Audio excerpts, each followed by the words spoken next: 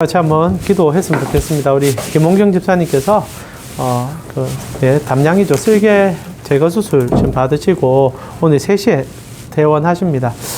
사실 조금 며칠 더 입원하시면 좋은데 병원에 있는 게 좀 힘들다 하셔가지고 조기 퇴원하는 걸로 알고 있습니다. 그래서 가정에서 이렇게 또 이렇게 치료 받으실 때 깨끗하게 나을 수 있도록, 그리고 건강할 수 있도록. 많이 아프다 하시더라고요, 수술 끝나고. 그래서 통증도 좀 사라지게 해달라고 여러분 생각나시는 대로 기도해 주시고, 이 시간 우리 또 같이 한번 기도했으면 좋겠네요. 예.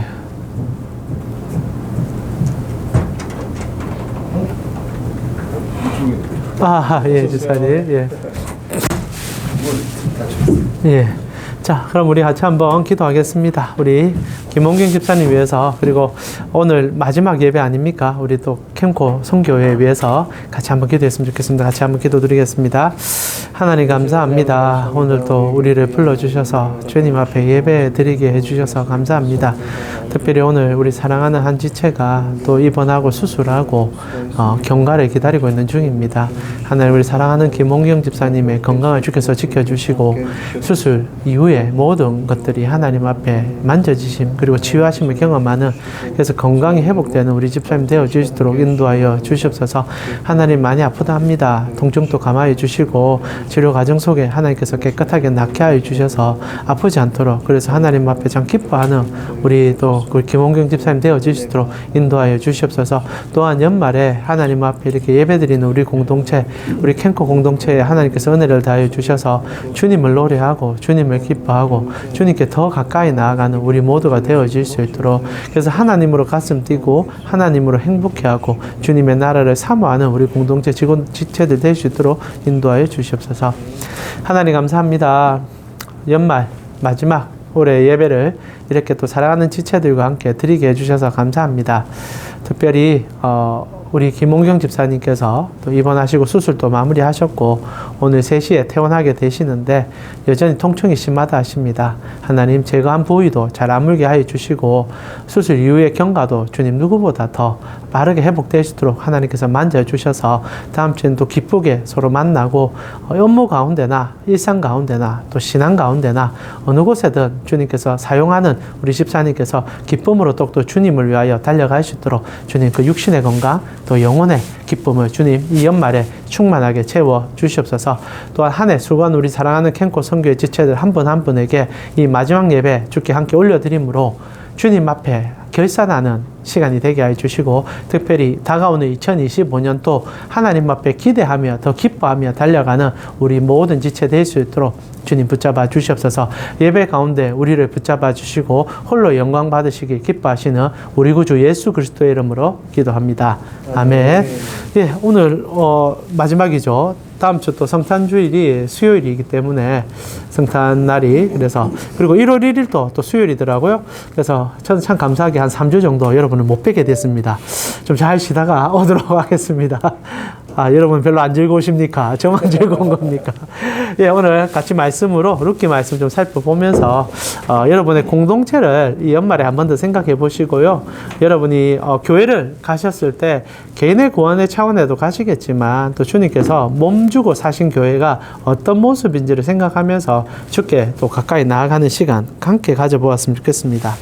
제가 여러분과 말씀을 이렇게 함께 나누면서 교회 정체성에 대한 얘기들을 종종 하지만은 크게는 2가지로 생각해 볼 수 있다는 말씀을 몇 번 드렸었습니다. 교회는 첫 번째 훈련소와 같다라고 말씀을 드렸죠. 사랑 우리 캠코 선교회 지체 여러분, 교회는 훈련소입니다. 그래서 하나님을 따르고 이 악한 세상 속에서 주님의 뜻을 선포하기 위하여 훈련받아 주님께 나아가는 곳이 교회죠. 그래서 교회는 먹고 마시고 즐기는 곳이 아니라 사명을 위해서 달려가는 곳입니다. 그것을 위해서 또 바라보고 목적을 향해서 주님의 나라를 위해서 가슴 뜨겁게 기도하고 준비하고 성결과 거룩을 무기로 삼아 세상에 썩어가는 부위에 들어가 그것을 치료하는 의사와 같은 자들이 여러분 아니겠습니까? 그러면서 교회는 2가지 특성이 있죠. 두 번째 특성이 무엇이냐면 타가소다 라는 말씀을 좀 드리고 싶어요. 훈련소이면서도 또한 타가소입니다. 왜냐하면 믿음의 자녀가 처음으로 교회 가운데 유입될 때 그 영혼을 보살피고 그리고 자라나게 하며 하나님께서 얼마나 사랑하는지를 몸으로 보여줌을 통하여 장성한 분량까지 이끌어가는 것이 교회이기 때문에 교회는 양육과 섬김과 사랑 가운데 연약한 지체들을 굳건하게 섬겨가는 공동체, 그것이 교회라는 겁니다. 그래서 교회는 크게는 이제 보육소, 타가소와 같고 두 번째로 훈련소와 같기 때문에 이 두 가지 상황 속에서 우리가 적절하게 대처하며 주님 앞에 더 달려가는 삶의 여정을, 결국 우리 인생 자체가 나그네 아닙니까? 이곳에서 영원히 살 자가 아니기 때문에 주님 나라를 위해서 한 발짝 가는 곳이 교회라는 거죠.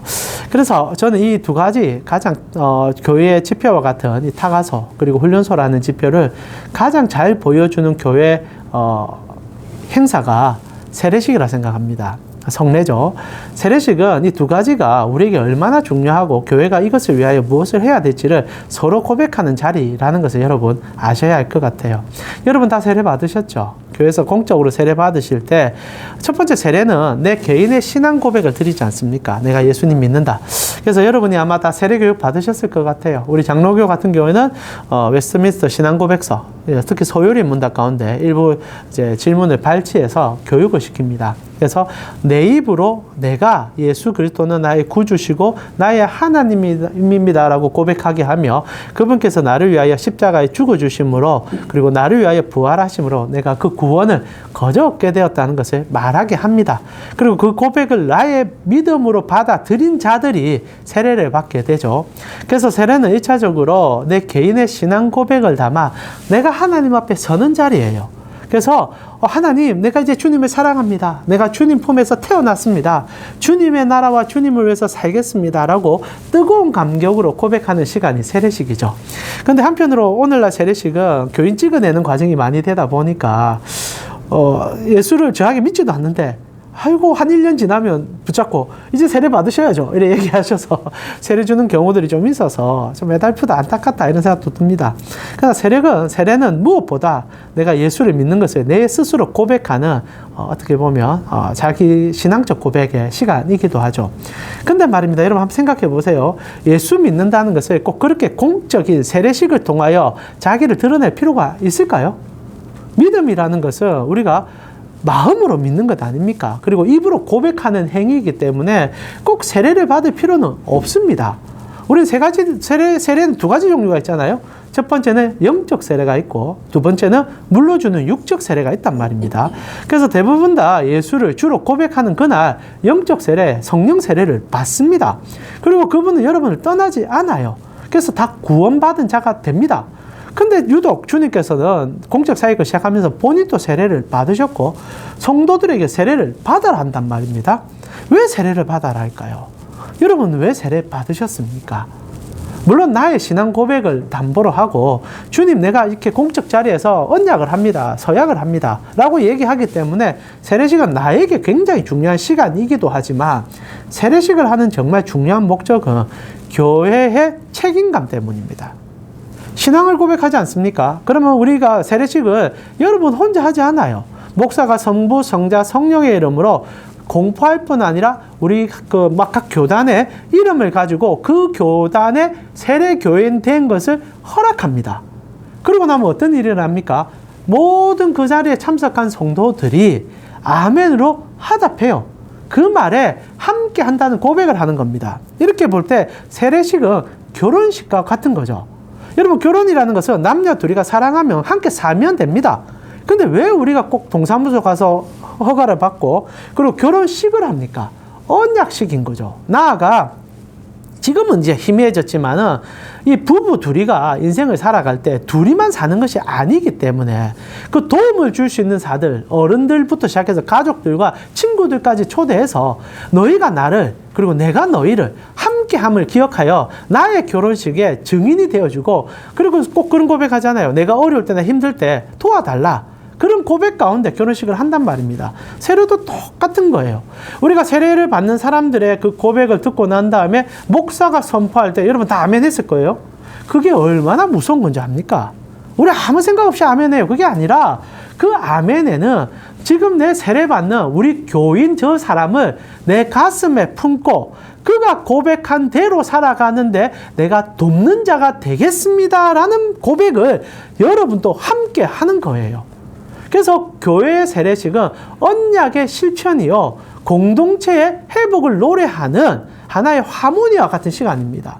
그래서 지금 어린 신자, 이제 갓 태어난 주님을 이제 아버지로 섬기고자 응애응애하는 그 어린 신자를 우리가 다 가슴에 품고 저 영혼이 힘들고 어려울 때, 자라갈 때 내가 옆에 손을 잡아줌으로 그가 장성한 분량에 서기까지 내가 돕겠습니다 라고 고백하는 시간이 이 세례식이에요.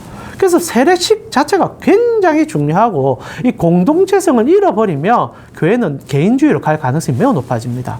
세례식은 굉장히 중요하죠. 그래서 이후로 이제 아마 내년에도 여러분 세례식을 많이 할 거고, 우리 교회도 내년에 아마 처음으로 세례식을 할 것 같은데, 세례식의 의미들을 좀 잘 기억해 주셔서 그냥 참여하지 마시고, 아멘으로 하다 꼭 하시되 누군지 모를 수도 있습니다. 대형교회 좀 어려움이기도 하지만은 그래도 눈에 한번 담으셔서 한 번씩 생각하며 기도하겠다. 아니면 여러분이 좀 규모가 그래 크지 않고, 아니면 여러분의 셀에 포함되어 있는 지체가 세례를 받으며 내가 저 지체 생각하면서 하나님께 한번 나아가 보겠다. 잘 안 되는 일이겠지만 가슴에 품고 나아가는 것이 중요하다라는 겁니다. 자, 그런 과정 속을 제가 오늘 그 설교 시작 중에 왜 이런 얘기를 하느냐. 오늘 교회의 정체성을 너무나 정확하게 보여준 한 인물을 만나기 때문입니다. 그가 보아스예요. 오늘 저희는 보아스를 통하여 세 가지 관점 속에서 보아스로 보여지는 하나님의 공동체 교회가 어떤 모습을 소유해야 될지를 한번 더듬어 생각해 보았으면 좋겠습니다. 내용은 아시리라 생각해요. 물론 이제 앞에 빠지신 분들 가운데도 룻기라면 아마 신앙생활 할 때 몇 번의 설교를 들으셨을 것 같습니다. 이 앞에 내용은 이래요. 룻과 나오미가 이제 모압을 떠나서 이제 이스라엘로 이제 베들레헴으로 돌아왔습니다. 그러나 여러 가지 환경 속에 나오미는 탈진하게 되고 하나님을 원망하면서 집에 응가하기 시작합니다. 그리고 이제 먹고 살 길이 막막해지니까 이제 이제 며느리 룻이 일어나가지고 어머니를 복양하며 자신도 살기 위해서 길거리로 나가게 됩니다. 오늘 이제 설교하기 전에 우리 또 몇 가지 얘기를 나누는데, 이렇게 남포동이 이렇게 광안리나 이래 가면 기타 치고 노래하는 분들 있지 않습니까? 그런 이제 룻이 된 거예요. 나가서 한 푼이라도 더 벌어보려고 나간 겁니다. 그리고 당시에 이제 추수기이기 때문에 이스라엘의 법상 추수를 할 때 의도적으로 이 삭들을 남겨둡니다. 그거 걷어가면 되거든요, 가난한 사람들은. 그래서 어머니로부터 들었는지 모르겠지만 룻이 나아가서 그 어느 밭에 가서 이제 곡식을 거두러 갑니다. 근데 때마침 성경 우연이라고 되어 있지만 저번 주 우리 설교였죠. 하나님의 전적인 섭리 속에 보아스를 만나게 하죠. 이제 모든 걸 책임져 줄 수 있는 남자를 만나게 해준단 말입니다. 그리고 처음 만났는데 이게 너무 재밌는 얘기가 뭐냐면, 룻과 보아스는 처음 만나는 관계였습니다. 근데 보아스가요, 룻을 지칭하여 부르는데 독특한 용어를 쓰기 시작한다는 거예요. 첫 번째, 교회는 친밀한 공동체의 모습을 가져야 된다는 거죠. 룻이 보아스를 처음 만났는데 보아스가 처음 보는 룻에게 오늘 8절을 보니까 이런 호칭을 담아서 부릅니다. 8절 우리 같이 한번 읽어볼까요? 같이 읽겠습니다. 보아스가 룻에게 이르되 내 딸아 들으라, 이삭의 주로 다른 밭으로 가지 말며 여기서 떠나지 말고 나의 소녀들과 함께 있으라. 자, 호칭을 내 딸아라고 부릅니다. 여러분 처음 보는 아가씨에게 딸아 부르는 거는 좀 이상하지 않습니까? 물론 이게 유대 문화고 워낙 고대 문화니까 이제 이렇게 볼 때 보아스가 나이가 좀 많다는 걸 알 수 있을 것 같아요. 그리고 이제 아직 젊어 보이는 룻이기에 친근감 가지고 따라 부를 수는 있다고 생각합니다. 옛날 우리 어르신들도 그렇게 부르는 경우가 있었으니까요. 그러나 아무리 그렇게 생각하더라도 이것은 어색한 용어입니다. 처음 보는 여성에게. 그리고 피부도 좀 달랐을 거고 이방 여자입니다. 히브리어가 이렇게 원통하지 않았을 거예요. 그런데도 딸아라고 불러준단 말입니다. 여러분 보아스가 룻을 왜 딸이라고 부르고 계속적으로 딸이라는 단어를 반복해서 사용할까요? 이유가 있습니다. 보아스는 룻이 어떻게 이스라엘로 오고 있는지를 미리 알고 있었다는 거예요. 그래서 11절에 보면 보아스가 그에게 대답하여 이르되 내 남편이 죽은 후로 내가 시어머니에게 행한 모든 것과 내 부모와 고국을 떠나 전에 알지 못하던 백성에게로 온 일을 내가 분명히 알려졌다. 내가 들었다. 소문을 알고 있다. 그래서 내가 너를 딸이라고 부른다라고 얘기하는 거죠. 이거 우리 교회에서 일어날 수 있는 일입니다. 여러분 교회에 새 가족이 찾아오죠. 여러분 그 쉽게 찾아오는 거 아닙니다.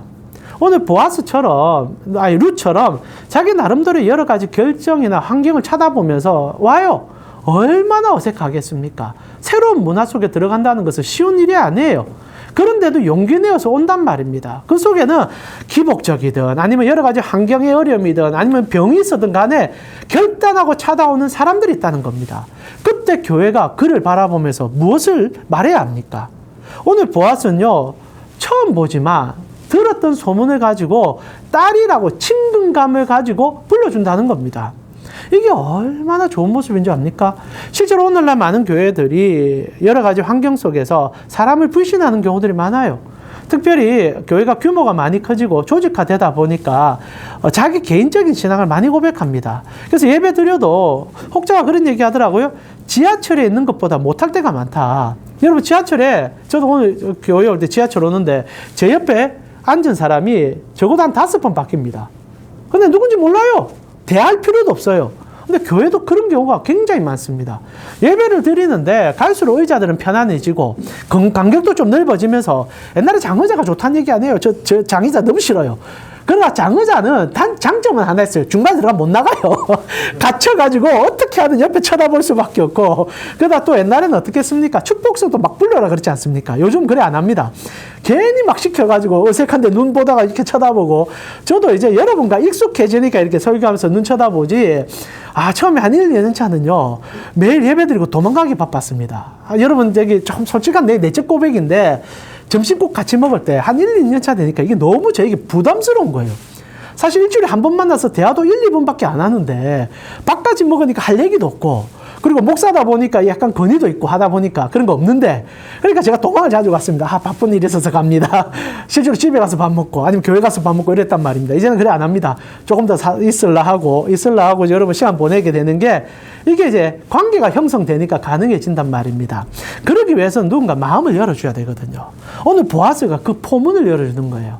룻이 얼마나 외로웠겠습니까? 얼마나 힘들겠습니까? 용기 내어서 주님의 교회에 들어왔는데 아무도 몰라요. 근데 보아스가 딱 보면서 너의 결단을 안다. 칭찬해 주는 거죠. 너 너무 용기 있다. 너 너무 잘했다. 그리고 나는 너를 딸로 여긴다. 우리가 그래서 교회 오면 처음에 뭐라고 부릅니까? 생판납인데도 형제님, 자매님 불러준단 말입니다. 립서비스죠. 그리고 교회 엊그죠. 그러나 정말 그 단어에 감정을 실어 보십시오. 처음 오는 그 사람을 생각해 보면서 모든 사람이 룻을 무시하더라도 보아스 한 사람이 포문을 열어줄 때 교회는 교회가 됐다는 거 아니겠습니까? 이런 식으로 오늘 형제, 자매 이렇게 불러주듯이 보아스를 딸이라고 부르주는 그 순간부터 모든 장벽이 한 단계는 낮추어주는 일들을 경험하게 되었다는 거죠. 기억하세요. 여러분은 이제 교회, 아마 지금 계신 교회에 적어도 10년, 20년 계신 분도 계시고 짧게는 한 4, 5년 계신 분도 계시리라 생각합니다. 물론 아직도 교회 안에 어색한 분이 있다면 여러분은 여전히 사랑하는 사람들의 소리를 들을 필요가 있겠지만, 그래도 교회 안에 직분을 조금 맡으셨고 이제 어느 정도 교회에 자리가 있어졌다면 여러분 꼭 마음을 담아서 보아스처럼 해주셨으면 좋겠어요. 한 번은 손을 잡아주시고 동성끼리 손잡아주시고 눈을 마주치며 힘드셨죠? 이번 한 주 어떻게 지내셨나요? 사랑합니다. 이 말 한마디가 이 세상에서 듣지 못한 말이 되어질 수도 있다는 것 아니겠습니까? 그래서 교회는요, 이렇게 친근감을 표현함을 통하여 정말 잃어버린 사랑을 회복해주는 공동체로 나아가는 길이고, 그 길 가운데 보아스가 쓰임받고 있다는 겁니다. 그리고 두 번째로 이 보아스는 말로만 행동하는 사람이 아니었어요. 실제적인 행동이 따라오는 신앙인이었습니다. 딸아라고 불러주는 건 누구나 할 수 있습니다. 형제님, 자매님 불러주는 건 누구나 할 수 있습니다. 그러나 보아스는 거기서 끝나지 않죠. 보아스는 무엇을 합니까? 직접적인 도움을 줍니다. 처음 만난 사람인데도 도와주고 있어요. 룻에게 어떻게 합니까? 8절부터 보니까 우리 방금 읽었던 부분이지만 제가 한번 더 읽어드릴게요. 보아스가 룻에게 이르되 내 딸아 들으라. 이삭을 주우러 다른 밭으로 가지 말며 여기서 떠나지 말고 나의 소녀들과 함께 있으라. 자, 처음에 소녀들과 함께 있으란 말이에요. 그 전에 룻이 소년들과 있었거든요. 왜냐하면 이제 소년들이 일을 억척같이 해내면서 여러 가지를 하고 있으니까 그 사람 밑에서 곡식이 그가 더 많이 떨어지니까 죽는단 말입니다. 근데 보아스가 보호를 하는 거예요. 남자들하고 있지 말고 여자들하고 있어. 그게 너를 지키는 길이야. 처음 보는 그 여인에게 그 여인을 보호하는 따뜻함을 보여줍니다. 근데 거기서 끝나는 게 아니죠. 9절에 그들을 베는 밭을 보고 그들을 따르라. 내가 그 소년들에게 명령하여 너를 건드리지 말라 하였느니라. 목이 마르거든 그릇에 가서 소년들이 길어온 것을 마셔라. 필요를 채워주고 그래서 곡식을 최대한 많이 가져가라라고 얘기한다는 겁니다. 여러분 사랑은요. 야고보의 고백처럼 말로만 하는 게 아닙니다. 물론 처음 보는 사람에게 어떻게 행동을 할 수 있겠냐? 물론 힘듭니다. 그러나 여러분이 교회 안에 어느 정도의 시간들을 보내셨고 이 교회가 내 교회고 하나님의 교회인 걸 인지한다면 말로만 하지 마시고 때로는 행동으로 손을 잡아주셨으면 좋겠어요. 그렇다고 큰 거 하라는 얘기가 아닙니다. 큰 거 하라는 게 아니에요. 실제로 다음 주에 다음 주가 아니군요. 내년에 보겠지만 멀리 느껴집니다. 내년에 보겠지만 이렇게 함을 통하여 룻이 가져간 쌀이요 한 13kg 정도 됩니다. 한 말도 안 돼요. 한 말은 되겠네. 한 10kg 정도 되는 쌀을 들고 올라갑니다. 근데 그 10kg가 그 가족을 다 살려내거든요. 그러니까 손 한 번 잡아준 거예요. 어떻게 보면 여러분 뭐 쌀 사러 가보셨는지 모르겠지만 10kg 요즘 보니까 2, 3만 원이면 사거든요. 그것도 좀 큰 금액이랑 큰 금액입니다. 그러나 실제로 교회 안에 만났을 때 그 지체를 사랑한다고 고백하며 그 지체의 필요가 느껴질 때 단돈 10,000원이라도 아니면 식사 한 끼라도 함께 해주는 용기가 있을 때 그 사람이 얼마나 큰 힘을 얻는지는 여러분 아시리라 생각합니다. 실제로 큰 걸 필요 없어요. 저도 아직 교회에 있으면서 여러 목사님들을 거쳤고 그리고 제가 또 사랑하는 목사님도 참 많이 있지만 아직도 저의 내리에 있는 목사님이 한 분 계세요. 제가 청년 때 다녔던 교회인데 제가 이제 공익근무요원이었었거든요. 군대를 딱 가기 전이었습니다. 가기 전에 목사님 저 몰라요. 그 교회도 한 1,000명 되는 교회인데 목사님 저 어째 기억하겠습니까? 그리고 그 청년들 일일이 어찌 다 압니까? 그런데 어떻게 이제 군대 딱 훈련소 들어가기 전에 공익은 4주 훈련하잖아요. 훈련소 가기 전에 목사님을 만났습니다. 우연찮게 지나가다가 목사님한테 흘러가듯이 얘기했어요. 목사님 이제 내일 제가 훈련소 들어갑니다. 목사님, 저를 위해서 생각나면 기도 한 번만 해주시면 좋겠습니다. 그러니까 목사님이 그 자리에서 바로 저 손잡고 기도를 해주시는 거예요. 나이가 굉장히 많으셨거든요. 기도를 바로 해주십니다. 그래서 당연히 이제 목사로서 해줄 수 있는 얘기죠. 근데 거기서 끝난 게 아니에요. 제가 기억나는 게 기도 끝나자마자 지갑을 꺼내는 거예요. 그리고 본인 지갑에 있는 돈을 다 꺼내서 저에게 줍니다. 그러면서 이제 그게 한 몇만 원 됐거든요. 그 당시에 제법 큰 돈이었습니다. 그래서 그래, 친구 이름이 지대노 이제 동입니다. 그러니까 아이고 우리 동이야. 가다가 일 있으면 꼭 사 먹고 사람들하고 이렇게 쓰라. 그래서 갔으면 좋겠다. 이러고 가는데 기도는 기억이 안 돼. 돈은 기억이 나는 거예요. 사랑 감사합니다. 그리고 나서 4주에 다시 나니까 목사님 놀라시는 거죠. 너 왜 다시 나타났노? 이제 기억하고 계시는 거죠. 그래서 돈 받은 게 어색해지는 일이 있었긴 했는데 그게 여전히 기억이 나는 겁니다. 그래서 저도 목회를 하면서 그때 기억이 너무 많아서 그렇게 말을 하기 전에 혹시나 청년들이나 힘든 게 있으면 선물이라도 하나 더 요즘은 뭐 카카오톡으로 이렇게 선물 하나씩 해줄 수 있지 않습니까? 그런 거 하나 해주려고 좀 노력을 하는 편입니다. 돈의 유무가 아니라 마음을 담아서 사랑을 표현하는 것은 굉장히 중요합니다. 공동체는 보아스의 모습을 닮아가야 되고 보아스는요 립 서비스로 인생을 끝내는 사람이 아니었어요. 보이고 필요함이 느껴지니까 작은 것이지만 도우려고 하는 그 사랑이 있었다는 겁니다. 여러분 그 사랑은 흘러 나에게 돌아와요. 그리고 그 사랑을 흘러 교회를 건강하게 만듭니다. 오늘날 교회가 왜 그렇게 찬바람이 붑니까? 전부 내밖에 모르거든요. 전부 내만 부자 되고 싶어 하거든요. 기도도 전부 내밖에 없거든요. 그런데 이 연말에 보아스가 보여주는 교회를 회복했으면 좋겠어요.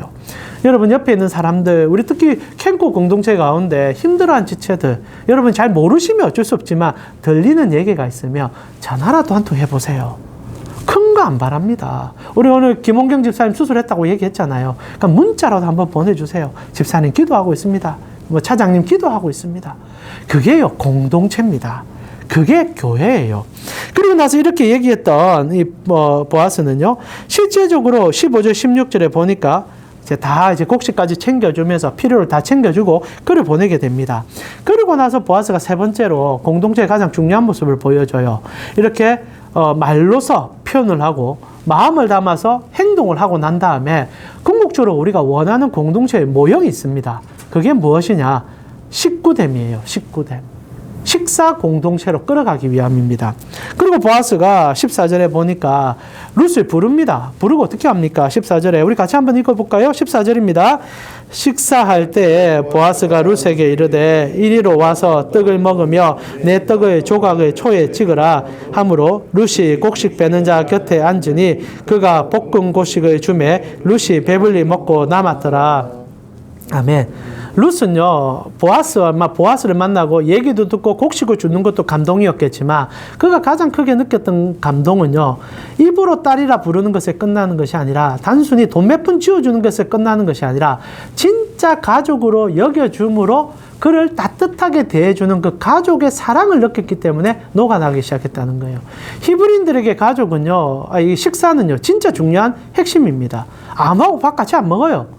히브리인들은 밥을 먹는다는 얘기는요, 이 사람과 많은 것들을 공유할 뿐 아니라 가족 때문에 첫걸음을 내딘다는 표현과 동일합니다. 그래서 식사할 때 이거 굉장히 엄격하게 따지고 누구를 초대했나가 굉장히 중요하게 여기는 사람들이 히브리인들이었어요. 근데 오늘 보아스가 룻이라는 이 모함 여자를 만났는데 식사 자리로 초대한 거예요. 주인입니다. 그 밭의 주인이요, 그 마을의 유지입니다. 그런데 몸종 같은 여자 하나 왔는데 쳐다보고 챙겨줄 거 챙겨주고 돈도 좀 지어줬으면 저기 가가지고 종들하고 같이 먹어라 이러면 끝납니다. 근데 뭐라고 합니까? 와서 내 식탁에서 초를 같이 찍어서 밥 먹자. 근데 이 모습 여러분 많이 본 것 같지 않아요? 예수님께서 십자가에 죽기 전에 그의 제자들과 함께 했던 만찬이죠. 똑같지 않습니까? 초를 찍어서 제자들 입에 넣어줬던 그 모습을 그대로 재현하는 거죠. 예수님께서 왜 마지막에 떡을 다 떼서 배신자 가룟 유다까지 옆에 끼고 그 입에다 떡을 넣어줬을까요?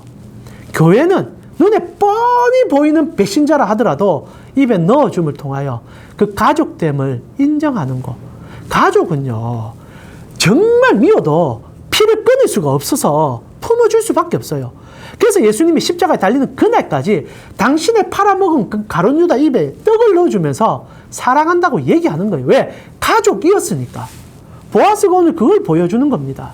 그러면서 룻에게 초를 찍으면서 얘기하면서 너가 이제 유대 공동체로 들어온 것은 단순히 너의 신앙 고백의 끝남이 아니라 하나님 품에 안겨서 너와 내가 가족됨을 기억했으면 좋겠구나. 네가 진짜 어려울 때 내가 도움을 줬으면 좋겠다. 그 말로 이렇게 표현하고 있다는 겁니다. 오늘날 우리 교회가 잃어버린 모습이죠. 오늘날 교회가 이 모습을 잃어버린 지 오래됐고 사실 저희 교회도 이게 잘 안 되고 있습니다. 그러나 여러분 기억하고 나아가면 필요하다고 생각하기에 오늘 이 말씀을 드립니다. 교회 안에 친한 사람들이 몇 있을 것입니다. 그 사람들과 함께 하는 것도 중요하겠지요. 그러나 여러분이 교회라는 큰 바운더리 안에 함께 뭉쳐 있다라면 우리 구주 예수 그리스도를 형님으로 그리고 아버지로 사랑하신다면 오늘 보아스처럼 식사 공동체, 식구가 무슨 말입니까? 밥을 같이 먹는다는 말이잖아요. 여러분 식구라는 표현이 얼마나 가슴 뛰게 합니까? 함께 먹고 마시면서 나눌 수 있는 공동체 꿈을 꿔주셨으면 좋겠어요. 그래서 저는 여러분의 각자 개교회가 식구가 되었으면 좋겠고 특별히 우리 캠코 공동체가 식구가 되었으면 좋겠어요. 그래서 2025년에는 오늘 세 가지를 말씀드렸습니다. 첫 번째, 사랑하고 고백하는 공동체가 되셨으면 좋겠고 두 번째로 고백과 함께 행동이 따라오셨으면 좋겠고 그래서 우리의 꿈을 식구됨을 향하여 나아가는 지치고 힘든 정말 힘든 이 캠코 생활 속에 누구를 위로할까? 누가 내 위로자가 될까 할 때 저는 여러분이 2025년에는 함께 기도하는 이분들이 생각날 수 있는 그러기 위해서 중요한 게 뭔지 아십니까? 여러분이 내 것을 포기해야 돼요.